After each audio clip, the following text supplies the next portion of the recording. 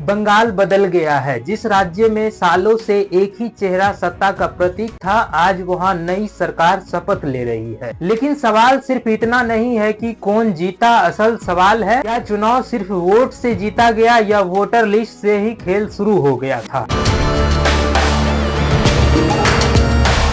चुनाव से पहले पश्चिम बंगाल का माहौल सामान्य नहीं था। राजनीतिक रैलियां, तेज बयानबाजी, ध्रुवीकरण की चर्चा और सत्ता बचाने की चुनौती। एक तरफ थी ममता बनर्जी, जिन्होंने खुद को बंगाल की बेटी बताया। दूसरी तरफ भारतीय जनता पार्टी, जो पहली बार पूरे दमखम से सत्ता हासिल करने उतरी। बंगाल का चुनाव सिर्फ राज्य की चुनाव नहीं रह गया था, यह राष्ट्रीय राजनीति की लड़ाई बन चुका था। चुनाव जैसे जैसे करीब आया, आरोप भी तेज होते गए। हिंसा के आरोप, प्रशासन के दुरुपयोग के आरोप, केंद्रीय एजेंसियों की भूमिका पर सवाल, बाहरी वर्सेस बंगाल की पहचान की बहस। हर रैली में एक ही बात सुनाई देती थी, यह चुनाव सरकार बदलने का नहीं, बंगाल की दिशा तय करने का है। और फिर आया सबसे बड़ा विवाद, SIR यानी स्पेशल इंटेंसिव रिवीजन। सरल भाषा में वोटर लिस्ट की बड़ी जांच। कागज पर इसका मकसद था डुप्लीकेट नाम हटाना, मृत मतदाता को हटाना, फर्जी एंट्री साफ करना। लेकिन राजनीति यहीं से भड़क गई। ममता बनर्जी ने आरोप लगाया, लगभग 90 लाख लोगों के नाम वोटर लिस्ट से हटा दिए गए। उनका कहना था यह सिर्फ लिस्ट अपडेट नहीं, लोकतंत्र पर हमला है। विरोधी पक्ष का तर्क अलग था, कहा गया कि यह नियमित प्रक्रिया है, चुनाव से पहले सूची साफ करना जरूरी है, फर्जी वोटिंग रोकने के लिए यह कदम उठाया गया। यानी एक ही प्रक्रिया, दो बिल्कुल अलग राजनीतिक कहानियां। बंगाल की गलियों में चर्चा शुरू हो गई, क्या असली वोटर हटा, क्या चुनाव निष्पक्ष रहा, क्या सत्ता बदलना पहले से तय था। लोगों के मन में तीन बड़े सवाल पैदा हुए, अगर लाखों नाम हटे तो किसका बड़ा नुकसान हुआ, क्या सभी प्रभावित लोगों को मौका मिला, क्या चुनाव परिणाम पर इसका असर पड़ा। यही सवाल आज भी बहस का केंद्र बने हुए हैं। मतगणना का दिन आया और बंगाल की राजनीति ने इतिहास बदलते देखा। भारतीय जनता पार्टी ने बहुमत हासिल किया और पहली बार राज्य में बीजेपी की सरकार बनने का रास्ता साफ हुआ। राजनीतिक रूप से यह सिर्फ जीत नहीं थी, यह सत्ता संतुलन का बड़ा बदलाव था। पराजय के बाद ममता बनर्जी ने कई गंभीर सवाल उठाए। उन्होंने कहा चुनाव प्रक्रिया की समीक्षा होना चाहिए, वोटर लिस्ट संशोधन की जांच हो,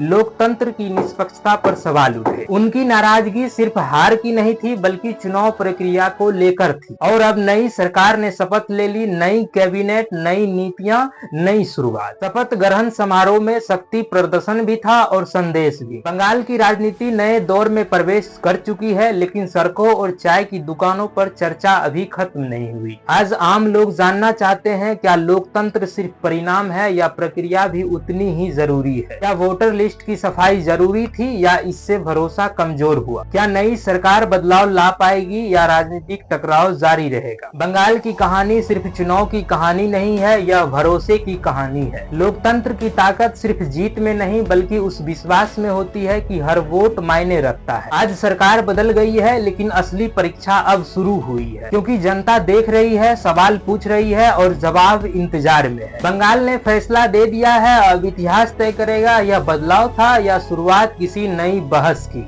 नमस्कार, जय हिंद, जय भारत।